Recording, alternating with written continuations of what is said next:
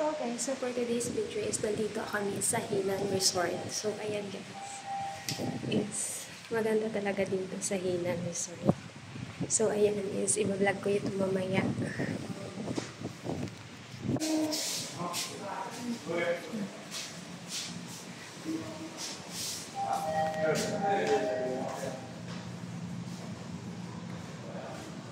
So, ayan is maganda talaga dito.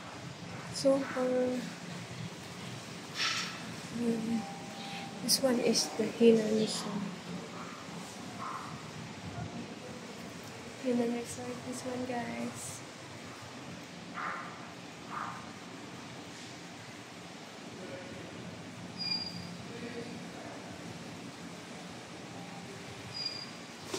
So, number 3. Ay, sorry. I buy water.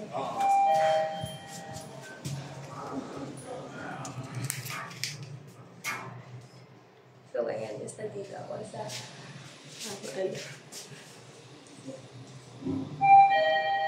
okay, so ayan. Saan na yung labas mo? Okay, dito pala. 713. 713.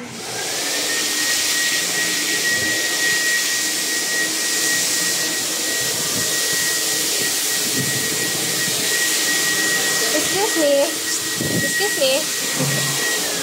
May labasan niya Pagtot Beach?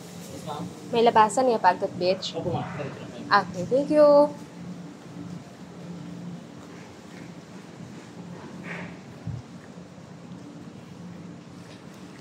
So, ayan is nagtanong-tanong muna tayo kasi nga is hindi ko alam kung saan.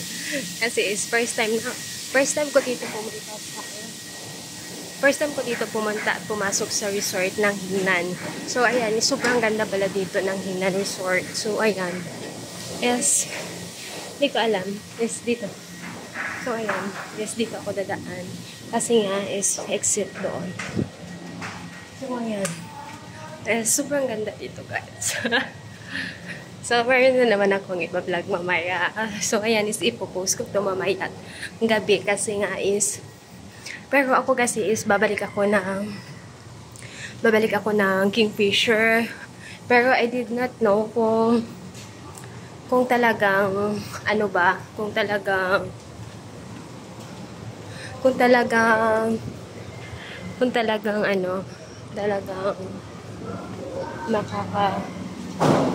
makakatulog ako dito sa resort ng Hinan. Pero hindi ko pa alam.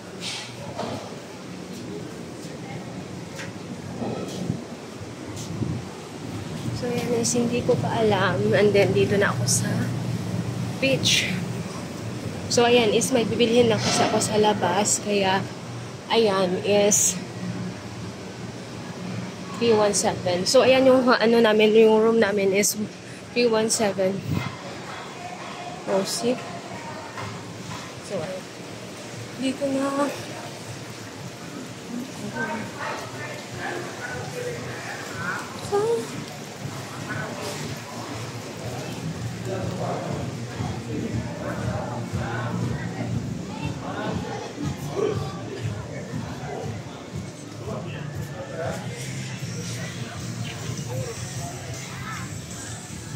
So, ayan is nandito ako sa beach.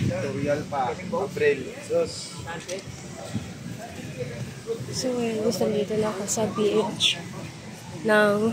Dito na ako sa labas ng Hinan.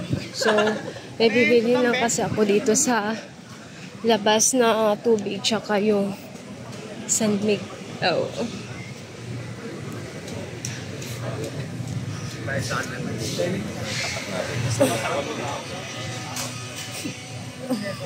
Hindi ko alam kung saan ako pupunta. Umalimit. Parang hindi ako sanay dito sa Boracay na parang wala akong alam. So, ayan. Yes. Mag-walking pa ako ng ilang haba. Nandito na ako sa Dimol.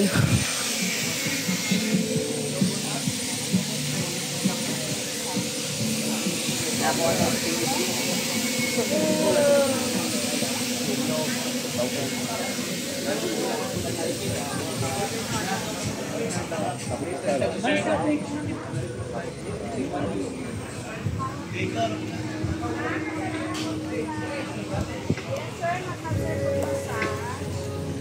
sir. Mag-subscribe po.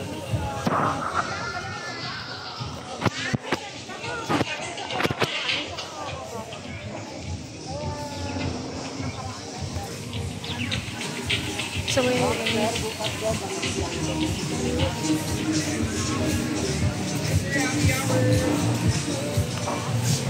Guys, buy one take here. Happy hour.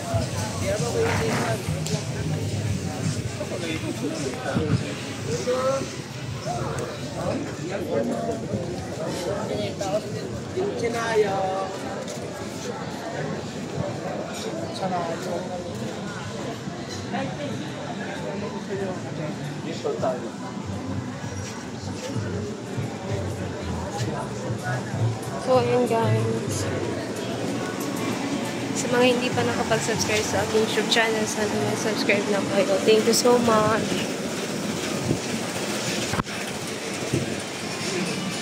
So, ayan guys, nandito ako sa Limon. Hindi ko alam kung saan ako pupunta. Oh my goodness, nakakainis. Ayan guys, sa mga hindi pa nakapag-subscribe sa aking YouTube channel, sana mag-subscribe na kayo. Thank you.